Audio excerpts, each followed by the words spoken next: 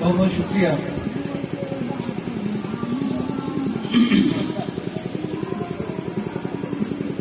तथागत गौतम बुद्ध से लेकर बाबा साहब डॉक्टर भीमराव अम्बेडकर जी तक जितने भी संत महापुरुष हुए सबको नमन करते हुए और उनके बाद भी जो उनके कार्यों को आगे बढ़ा रहे हैं उन सबको नमन करते हुए मंच पर बैठे बामसेफ के राष्ट्रीय अध्यक्ष माननीय आनंद पाटिल साहब और भारतीय सांस्कृतिक मंच के हमारे राष्ट्रीय अध्यक्ष शिवाजी राय, सबका नाम होगा तो समय ज्यादा हो जाएगा। सम्मानित मंच कहूंगा सबको, सम्मानित मंच और पंडाल में बैठे हुए मूल निवासी बहुजन समाज के सभी मेरे समाज के लोगों को, मेरे समाज के अपनों को मेरा जय भीम, जय भारत, जय मूल निवासी नमो बुद्धाय।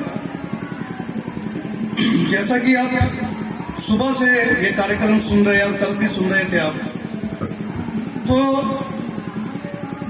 ये कहना कि मैं बहुत ज्यादा मार्गदर्शन कर रहा हूं अतिशयोक्ति होगी, गलत होगा। जितने भी वक्ता आए हैं एक से बढ़ के एक आए हैं और उनसे बहुत सी चीजें आज आपने सीखी होंगी। ये मैं दावे से कह सकता हूं, यकीन से कह सकता हूं, क्योंकि सच तो ये है मैंने बहुत कुछ सीखा। बहुत सारी चीजें मैंने ऐसी सीखी जो शायद बाकी जगहों पे जाने से ना मिली हो, यहाँ आने के बाद मिली। इससे पहले कि मैं टॉपिक पे बात करूं, सबसे पहले मैं बाबा साहब के आज परिनिर्वाण दिवस पर उन्हें पुष्पांजलि और श्रद्धांजलि अर्पित करता हूं। 6 दिसंबर 1956 को परिनिर्वाण, तो दोनों पे थोड़ी थोड़ी बात रखने की कोशिश करूंगा। उससे पहले एक दो बात आपसे साझा कर लूं, क्योंकि टॉपिक के बाद टॉपिक को जस्टिफाई करना जरूरी है।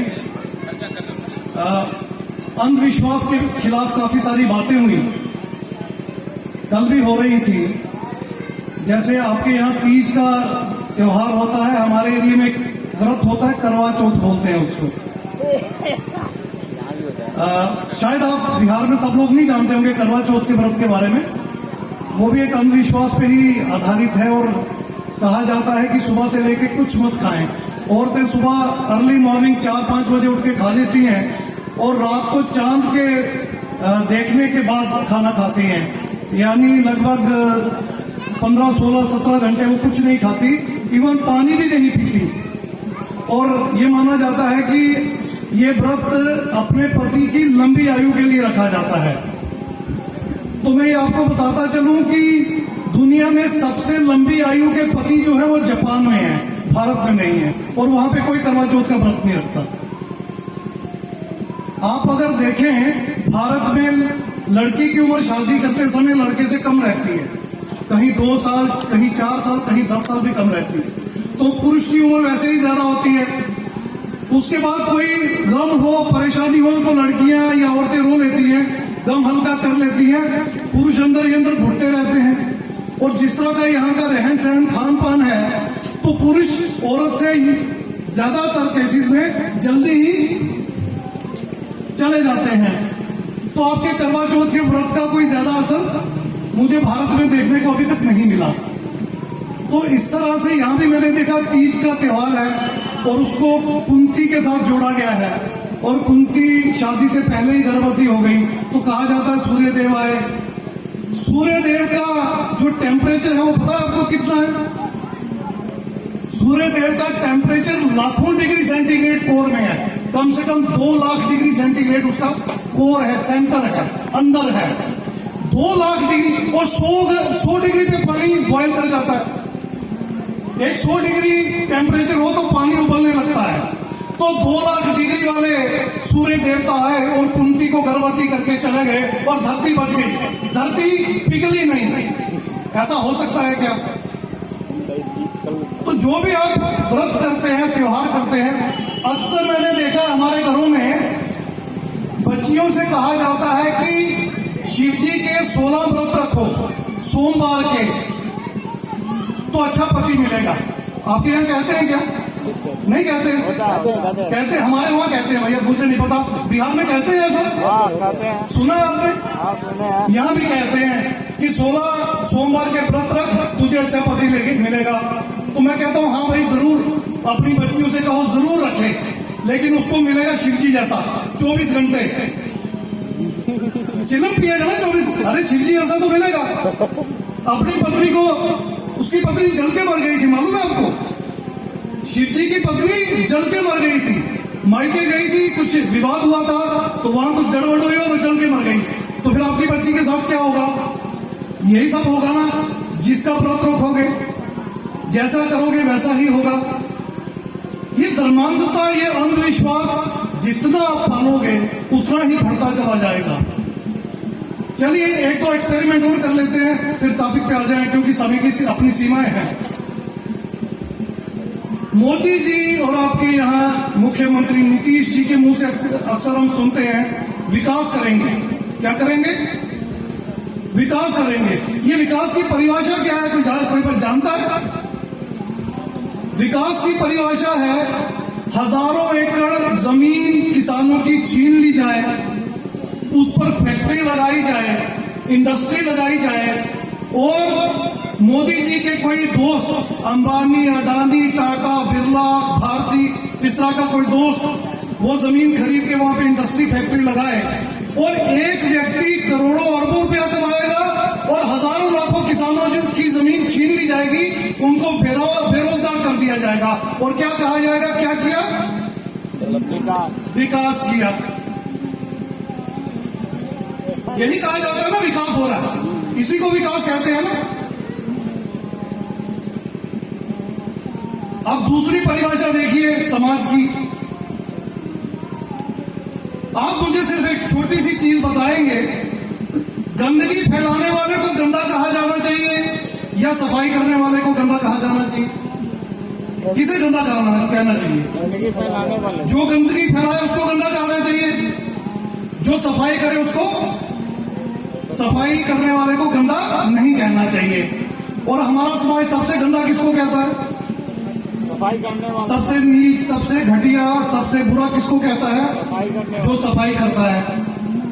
अगर वो सफाई ना करे, गांव में तो चलो फिर थोड़े दिन निकल जाएंगे, खास करके शहरों में अगर सफाई करने वाले 2 महीने की हड़ताल पे चले जाएं, तो ये सारे शहर वाले किसी महामारी से मर जाएंगे, गारंटेड मर जाएंगे। शहरों में इतनी गंदगी फैल जाती है 2-3 महीने में कि वहां रहने वाले या तो भाग जाएंगे या मर जाएंगे। और ये गंदगी फैलाने वाले जो शहरों के लोग हैं या और भी जो लोग हैं, ये अपने आप को ऊंचा, भला, अच्छा, चंगा ये कहते हैं, और जो सफाई करते हैं या जिनकी वजह से हम लोग स्वच्छ रहते हैं उनको बुरा कहते हैं। और फॉरेन में अगर आप जाके देखें तो सबसे ज्यादा इज्जत और सबसे ज्यादा पैसा सफाई कर्मचारियों को दिया जाता है, बड़े बड़े ओहदेदारों को नहीं, क्योंकि उनको मालूम है अगर सफाई रहेगी तो वो बड़े बड़े लोग भी जिंदा रहेंगे और छोटे लोग भी जिंदा रहेंगे, स्वच्छ रहेंगे। तो ये परिभाषा जो हमारे समाज की है ये हमें समझ नहीं होगी।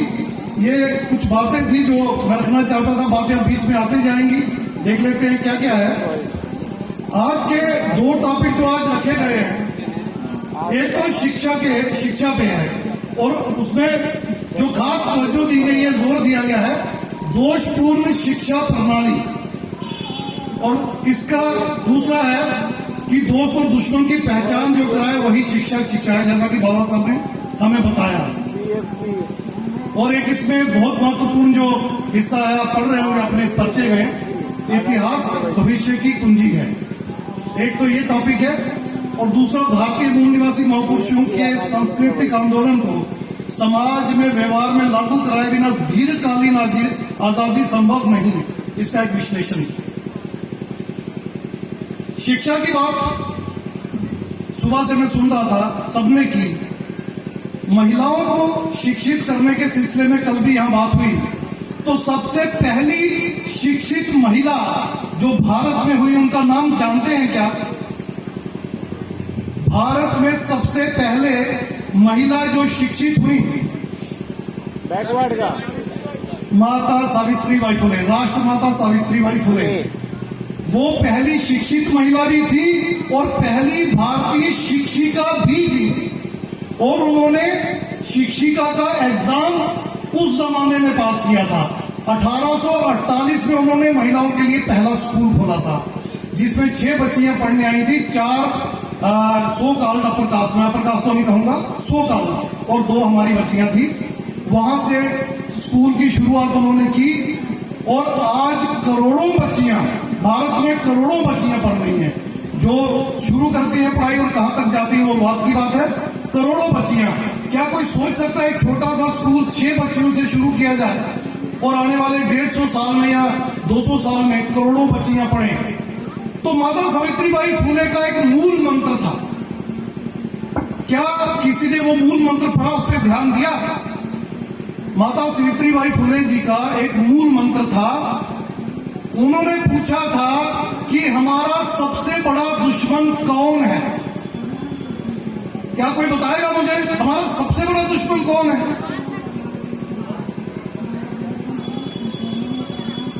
जोर से,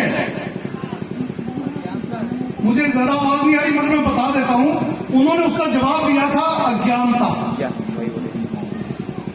राष्ट्रमाता सावित्रीबाई फुले जी ने हमारा सबसे बड़ा शत्रु, सबसे बड़ा दुश्मन, एनिमी अज्ञानता को कहा और उन्होंने कहा ज्ञान अर्जित करो।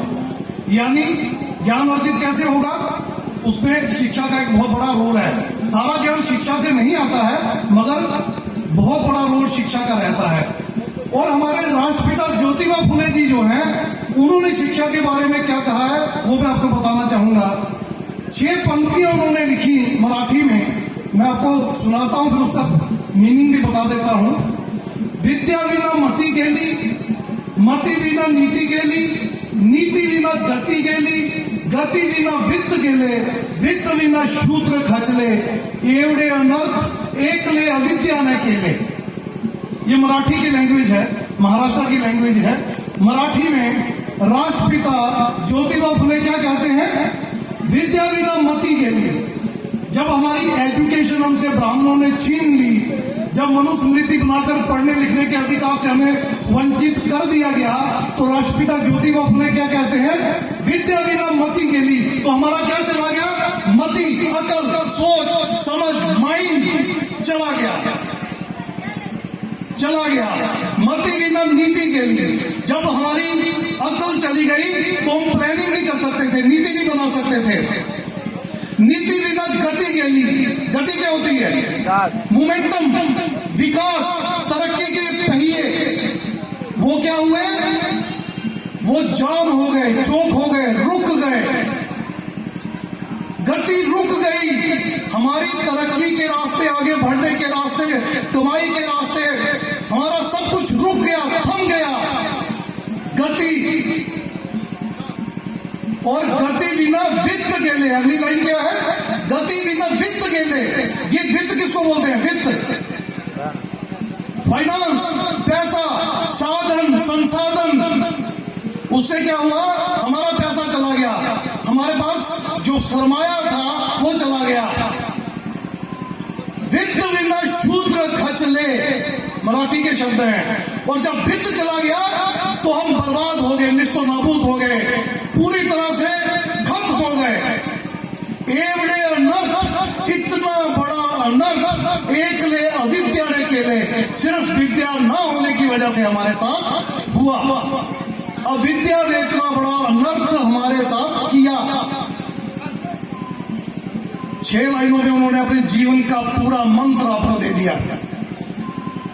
और इसका निष्कर्ष क्या निकलता है कि विद्या नहीं होगी, अगर एजुकेशन नहीं होगी तो हम पूरी तरह से बर्बाद हो जाएंगे, जैसा कि मनुस्मृति लागू करने के बाद ब्राह्मणों ने हमें कर दिया। अब शिक्षा, चाहे वो स्कूल से मिले या कहीं भी पढ़ाई का आपको मौका मिलता है तो आप पढ़ते हैं, इस बात पर निर्भर करता है कि वो शिक्षा किस तरह की है। दोषपूर्ण शिक्षा क्या होती है जो इस सब्जेक्ट में रखा गया है, उस पर थोड़ी बात करते हैं।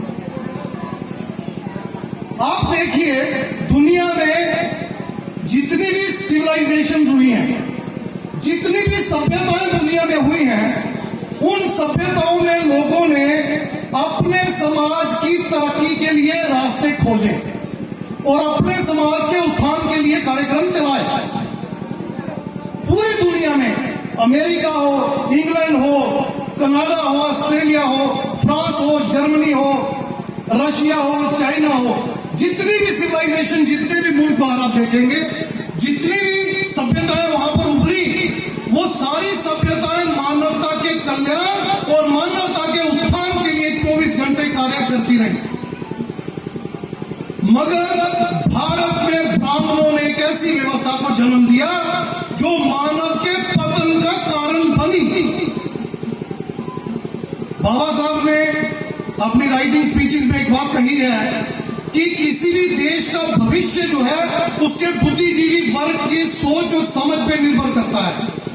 अगर किसी देश का बुद्धिजीवी वर्ग अपने देश के लोगों को आगे बढ़ाने के लिए कंटिन्यूसली लगातार निरंतर काम करता है और ईमानदारी से ये काम करता है तो वो देश तरक्की करेगा, अन्यथा वो देश बर्बाद हो जाएगा।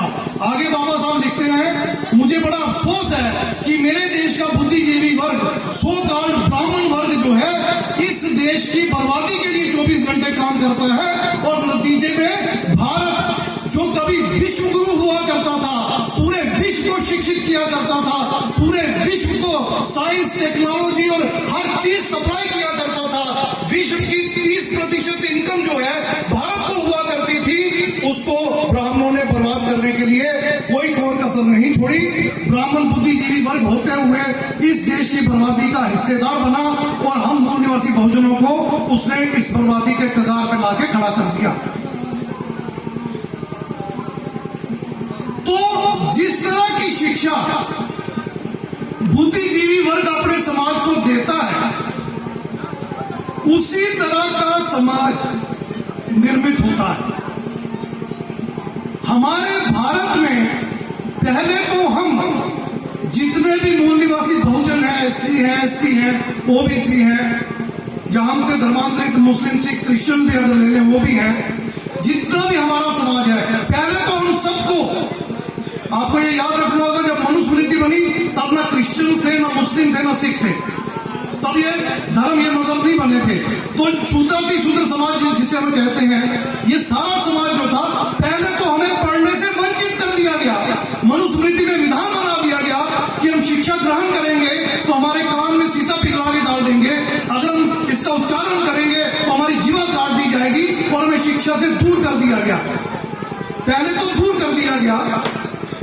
उसके बाद जब अंग्रेजों के आने बाद या मुगलों के आने के बाद या सिखिज्म के आने के बाद भारत में अगर थोड़ा बहुत शिक्षा का मौका अगर किसी को मिला हमारे शूद्राति शूद्र समाज में, तो उस पर ब्राह्मणों ने धीरे धीरे धीरे अपना एकाधिकार जमाने की कोशिश की, और एकाधिकार जमाकर भारत की सो कॉल्ड आजादी, जो सिर्फ अपर कास्ट की आजादी है, 1947 में भारत अगर आजाद हुआ तो सत्ता का जो हस्तांतरण हुआ वो सीधा अपर कास्ट को गया, हम मूल निवासी बहुजनों को नहीं मिला।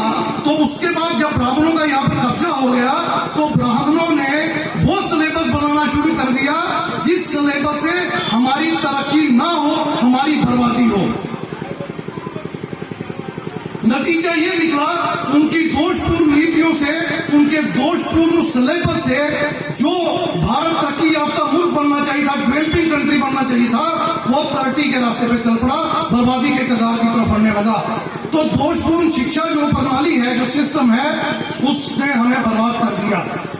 इसके अलावा जो बाकी सारी शिक्षा हमें मिली वो धर्म ग्रंथों से दी गई।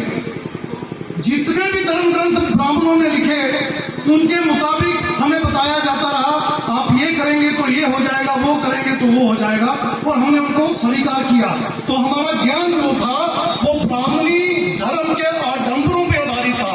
यही वजह है कि हम यहाँ तीज का त्योहार मनाते हैं या करवा चौथ का त्योहार मनाते हैं तो हम कहते हैं हमारे पति की उम्र लंबी होगी। कभी भी कोई महिला ये नहीं सोचती कि पूरा दिन ना खाने से, व्रत रखने से, पानी भी ना पीने से उसका शरीर कमजोर होगा और वो बीमारियों की शिकार होगी, उसकी इम्यूनिटी कम होगी, उस पर ज्यादा बीमारियां हावी हो जाएंगी। ये वो कभी नहीं सोचती, और ये भी नहीं सोचती कि अगर मेरा व्रत रखना मेरे पति की जान बचा रहा है तो मुसलमानों की पत्नियां व्रत नहीं रख रही, सिखों की पत्नियां व्रत नहीं रख रही, जापान, इंग्लैंड, अमेरिका, किसी देश की पत्नियां व्रत नहीं रख रही,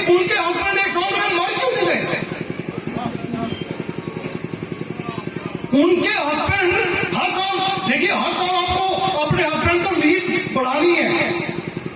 आप व्रत रखेंगे तो उसका 1 साल और बढ़ जाएगा, फिर आप व्रत रखेंगे तो 1 साल और बढ़ जाएगा। तो जिनकी पत्नियां व्रत नहीं रखती हैं, जैसे मेरी पत्नी नहीं रखती, हमारे बहुत सारे मूल निवासी साथी आपके सामने यहाँ घूम फिर रहे हैं, किसी की पत्नी व्रत नहीं रखती, हम जिंदा कैसे रहे? हम क्यों नहीं मर गए 1 साल के अंदर जब हमारी पत्नी ने व्रत नहीं रखा? और वो लोग जो शादी नहीं करते, मोहन भागवत की पत्नी है क्या? आरएसएस वाले शादी करते हैं क्या? सबके सब 80-80, 90-90 साल के बूढ़े ठेले पूरी दुनिया में घूम रहे हैं, वो क्यों नहीं मर गए? उनकी तो पत्नी ही नहीं है। किसी उम्र के बाद उनको मर जाना चाहिए था, उनकी लीज तो एक्सटेंड हुई नहीं।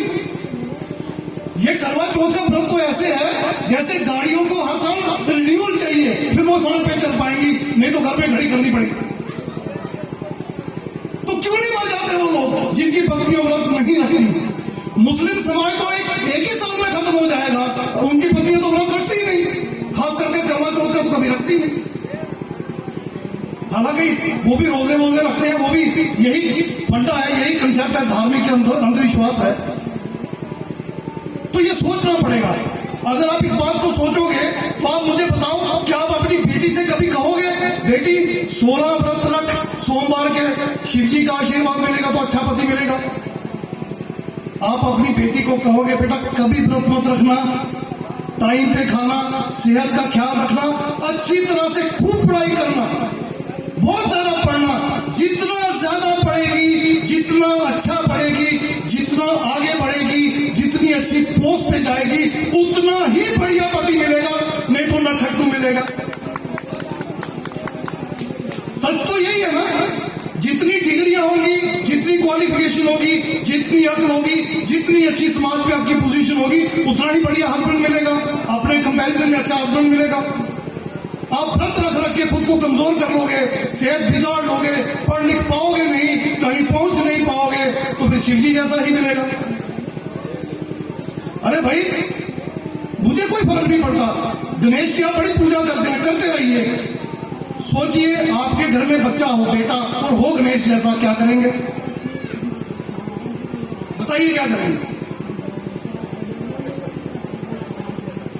खुदा ना खास्ता अगर ऐसा हो जाए, कुदरत ना करे ऐसा किसी के घर में बच्चा हो जाए, तो वो सारे डॉक्टर से घूमता हुआ, हॉस्पिटलों में घूमता एम्स और हो सके तो अमेरिका तक जाएगा कि इसका ये काट दो यार, ये क्या बच्चा पैदा हो गया, कोई इंसान बनाओ इसको, ये क्या पैदा हो गया, और आप उसकी पूजा करते हैं। और मैंने कल भी बताया था, अष्टविनायक हमारे तथागत हैं, अष्टांगिक मार्ग उन्होंने दिया, वो है हमारे अष्टविनायक। गणपति हमारे तथागत बुद्ध हैं, और गणपति बप्पा मौर्य जैसे मैंने कल बताया, ये हमारे चंद्रगुप्त मौर्य जी के बारे में कहा गया। तो ये हमारे जो संत महापुरुष, हमारे जो रेवोल्यूशनरी हुए, वो ये हैं, वो गणेश की तरह नहीं दिखते थे, ये काल्पनिक है, ये काल्पनिक है। अरे शिव जी भगवान था, दरवाजे पे बच्चा खड़ा था, अगर उसने रोक दिया कि उसकी माता अंदर नहा रही है, तो बच्चे को क्या करना चाहिए था? ज्यादा से ज्यादा कान पकड़ के हटा देते, एक थप्पड़ लगा देते, बाजू पकड़ के पीछे हटा देते, धक्का दे देते। बच्चे का कोई सर काटता है क्या? इतने सारे बच्चे का कोई अगर कोई पिता ना भी हो, कोई और भी हो, क्या इतने सारे बच्चे का सर काट देगा? क्या काट देगा? और हम कहते हैं वो भगवान है, जानी जान है, सब कुछ जानते हैं, और ये नहीं पता ये क्या है। और वो कट गई गर्दन, गिर गई, वो जिंदा है, गर्दन पड़ी है, अरे चमत्कारी करना था, उसको उठाते जोड़ देते, ढूंढने निकल गए हाथी का बच्चा। ये बातें कहीं तार्किक आधार पे समझ में नहीं आती हैं, ये अतार्किक बातें हैं। अगर आप इन बातों को मानोगे और अपने बच्चों को बताओगे ये बातें सच है, तो आपका बच्चा कभी साइंटिस्ट नहीं बन पाएगा। जो लोग साइंस पढ़ते हैं, जो इतिहास पढ़ते हैं, वो अगर इन काल्पनिक देवी देवताओं को मानते हैं, तो लानत है उनकी पढ़ाई पे, मत पढ़े। इस पढ़ाई का कोई बेनिफिट, कोई फायदा नहीं होगा। और बाबा साहब ने कहा था, जो कौम अपना इतिहास नहीं जानती, वो अपना भविष्य निर्माण नहीं कर सकती। तो जानिए अपने इतिहास को, बहुत ही गौरवशाली इतिहास है हमारा। हमारा इतिहास इतना कमजोर नहीं है जिस तरह का हमारे सामने रखा जाता है। स्वर्णिम काल था भारत का, जब नंद वंश और मौर्य वंश यहाँ पे राज किया करते थे, वो हमारा राज था। तथागत गौतम बुद्ध के उस रेवोल्यूशन के बाद, उस क्रांति के बाद जिन लोगों ने भारत पर राज किया, वो हमारे मूल निवासी बहुजन, हमारे समाज के लोग थे। और जितने जोर से उन्होंने अपने आप को साबित किया है न्यायपूर्ण राजा के रूप में, वो विश्व में आज भी उदाहरण बन के हमारे सामने आए हैं। इन्हीं चीजों से घबराकर ब्राह्मणों ने षड्यंत्र रचे और पुष्यमित्र शुंग जब 185 BC में, आज से करीब 2000 साल पहले गद्दी पे बैठा, तो उन्होंने बौद्ध भिक्षुओं का कत्लेआम कर दिया। क्यों? क्योंकि सबसे बढ़िया शिक्षा प्रणाली और शिक्षा भारत में मिलती थी। सारे के सारे विश्वविद्यालय उस वक्त भारत में थे और विश्व के सब देशों के लोग शिक्षा ग्रहण करने भारत आते थे। यहां तक कहा जाता है कि जीसस क्राइस्ट भी भारत में शिक्षा ग्रहण करके कश्मीर के एरिया में बौद्ध भिक्षु के रूप में कश्मीर से तिब्बत तक काम करके फिर वापस अपने देश गए थे। यहां तक के प्रमाण मिले हैं, यहां तक के प्रमाण मिले हैं। और इतनी बढ़िया शिक्षा प्रणाली होने के बावजूद, इतने यहाँ पर विश्वविद्यालय होने के बावजूद, और खास करके बुद्ध की धरती, ये धम्मभूमि बिहार, तक्षशिला, नालंदा, कितने कितने बड़े विश्वविद्यालयों के नाम है यहाँ पे। यहाँ से लोग, दुनिया के लोग पढ़ के गए, उन्होंने साइंस, टेक्नोलॉजी, रीजनिंग, लॉजिक उसमें तरक्की की। देखिए अमेरिका कहां पहुंच गया, इंग्लैंड कहां पहुंच गया। आज चांद पे, मंगल ग्रह पे जाके वो रिसर्च कर रहे हैं और हमारी महिलाएं चांद को देख के व्रत खोल रही हैं। अज्ञानता का परिकाष्ठा देखिए, अज्ञानता की। हमारी महिलाएं जिस चांद को देखकर व्रत खोलती हैं, हमारे मुस्लिम भाई बहन जिस चांद को देखकर अपना रोजा खोलते हैं, अमेरिका के लोग, इंग्लैंड के लोग उस चांद पे जाके रिसर्च कर रहे हैं। वहां पे जमीन कैसे रखें, ऑक्सीजन कैसे पैदा करें, यहाँ पर प्लांट कैसे काटें, इस पर रिसर्च चल रही है। और वहां पर क्या क्या चीजें जो हमारे काम आ सकती हैं, उस पर रिसर्च चल रही है। एक केमिकल है H3, हीलियम 3। अब वो चांद के एक पोल पे मिलता है। अगर इतना सा हीलियम 3 कोई कंट्री वहां से ला सके, उसको लाना मुश्किल होता, उसमें रेडिएटेड मटेरियल है, वो अगर आप एक्सपोज हो उसको, तो आपके शरीर से रेडिएशन निकल जाए तो मर भी सकते हैं। तो उसको कैसे लाना है, साइंटिस्ट इस पे काम कर रहे हैं। अगर इतना सा मटेरियल H3 चांद से अगर लाया जाए भारत में, तो आपको पता है भारत में पावर कितने साल तक आ सकती है?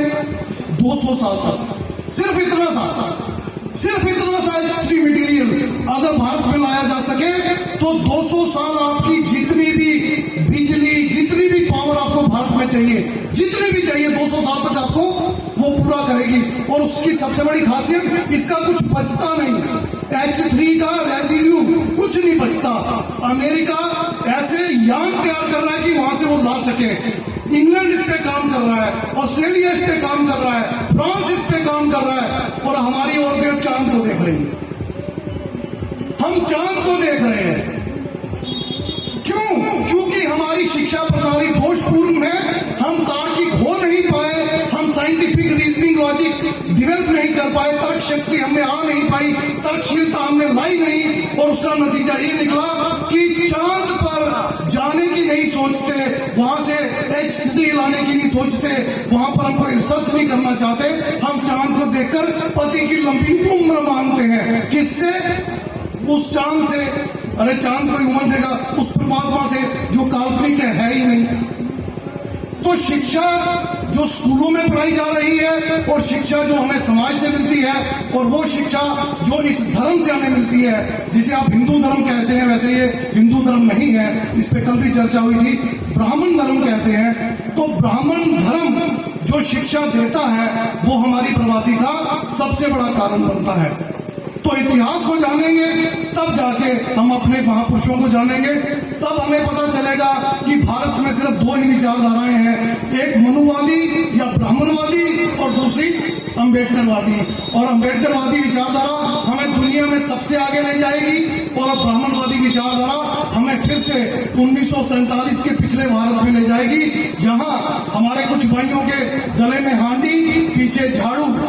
अब थोड़ा सा फर्क होगा, वो बढ़िया सी खूबसूरत होगी, साइड पे मोबाइल रखने का फैसिलिटी भी उसमें होगा, वाईफाई भी होगा उसमें, होगा, और झाड़ू भी थोड़ा बढ़िया किस्म का होगा, मगर होगा। अगर आपका ये हिंदू राष्ट्र बन गया तो याद रखना ये होगा, होगा। मेरे ओबीसी समाज के लोग अक्सर ये कहते हैं कि वो हांडी और झाड़ू तो SC/ST के लिए था, हमारे लिए नहीं है। आप चिंता ना करें, मोहन भागवत इस बार आपके लिए भी कर रहा है, आपका भी प्रोग्राम उसमें शामिल है, इस बार आपको भी दिया जाएगा। कैसे दिया जाएगा?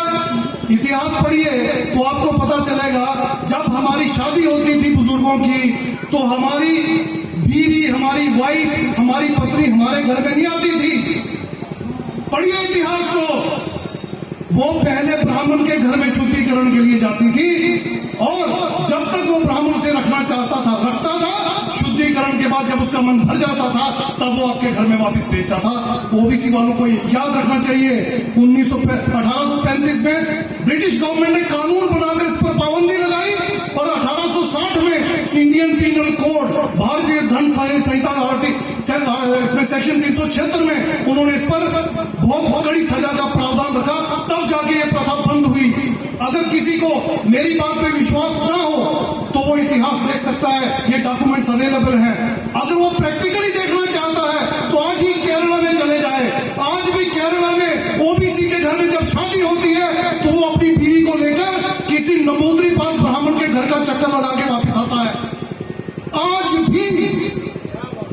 आज भी हाँ, आपको शुद्धिकरण के लिए बीवी छोड़ता नहीं है, क्योंकि 376 में वो पंडित अंदर हो जाएगा, ब्राह्मण को सजा हो जाएगी 10 साल की, इसलिए छोड़ता नहीं है। मगर आज भी वो गुलामी जिंदा है, जाके देख लीजिए।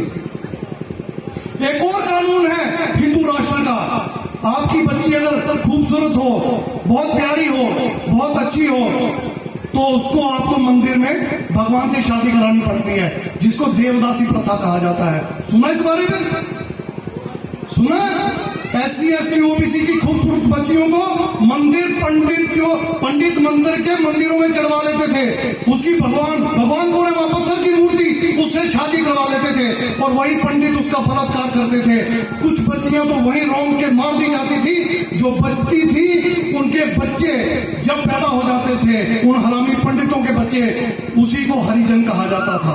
और यही शब्द गांधी ने हमारे SC भाइयों के लिए, ST भाइयों के लिए इस्तेमाल किया था। इतिहास है, पढ़िए इतिहास को, मैं अपने से कोई चीज नहीं बता रहा। और जिन ओबीसी के भाइयों को ये घमंड है कि हिंदू राष्ट्र बनेगा तो उनका बड़ा आदर सत्कार होगा, मैं उनको बता दूं, हिंदू राष्ट्र में ओबीसी के लिए, ये SC/ST के लिए कानून नहीं था, ओबीसी के लिए कानून था। अपना पहला बच्चा अगर बेटा पैदा होगा तो मां उसे जाके नदी में या गंगा में बहाएगी। इस पर भी ब्रिटिश गवर्नमेंट ने कानून बनाकर रोक लगाई थी। अब कोई महिला अगर पहला बच्चा पैदा करे, वो बेटा हो, और उसे वो बच्चा जिंदा पानी में बहा के मारना पड़े, तो उस महिला की मानसिक हालत क्या हो जाती है समझते हैं? उसका शरीर, मन, उसका मस्तिष्क सब टूट जाएगा, उसकी सोच टूट जाएगी, वो कभी विद्रोह नहीं कर पाएगी, इतनी कमजोर हो जाएगी। ये आपका हिंदू राष्ट्र भी जो आएगा इस तरह का होगा। हिंदू राष्ट्र में आपको तो एजुकेशन का राइट ही नहीं होगा। ये थोड़ा बहुत जो आप पढ़ लिख पा रहे हैं, जो हम बोल पा रहे हैं, जो आप सुन पा रहे हैं, ये फिर से बंद हो जाएगा। हिंदू राष्ट्र में हमारी बच्चियों को छोड़ो, बच्चों को, बेटों को भी स्कूलों में एडमिशन नहीं मिलेगा। SC/ST OBC हमसे कन्वर्टेड मुस्लिम सिख क्रिश्चियन, इनके बच्चे ना किसी स्कूल, किसी कॉलेज, किसी यूनिवर्सिटी में जा पाएंगे, ना पढ़ पाएंगे, ना लिख पाएंगे। सेल्फ डिफेंस, आत्मरक्षा के लिए कोई हथियार नहीं रख पाएंगे, किसी तरह की कोई संपत्ति अर्जित नहीं कर पाएंगे, और अगर करेंगे तो भला ब्राह्मण उसे छीन के ले जाएगा। ये आपका हिंदू राष्ट्र है, जिसे आप हिंदू राष्ट्र बनाने का ख्वाब देख रहे हैं। क्योंकि मैं अक्सर हर स्टेट में देखता हूं, बहुत जोर लगाया जाता है, RSS और हिंदुत्ववादी संगठनों के साथ मिलकर ओबीसी बड़ी ताकत लगा रहा है हिंदू राष्ट्र बनाने की। तो तैयार रहिएगा, आपकी बीवियों की शुद्धिकरण, आपके बेटों को गंगा में बहाना, आपकी बेटी बेटियों को देवदासी बनाना, आपको शिक्षा से वंचित करना, आपको शस्त्र रखने से वंचित करना, आपकी संपत्ति बलात् छीन लेना, बहुत सारी चीजें अगर मैं बताने लगूंगा तो 24 घंटे भी कम पड़ जाएंगे। तैयारी रखिए, हिंदू धर्म को यहां पे लागू होने दीजिए। भारत हिंदू राष्ट्र हो गया तो आपके घरों की हालत क्या होगी आपको समझना होगा। अब इसका तोड़ क्या है? इन सब चीजों को अब हम दूसरे एंगल से अगर हम देखें तो इसका तोड़ क्या है? इसका तोड़ है, यानी इसकी काट जो है वो है हमारा सांस्कृतिक आंदोलन, कल्चरल रेवोल्यूशन, जो आज का हमारा सेकंड टॉपिक है। इसको व्यवहार में अगर लागू करेंगे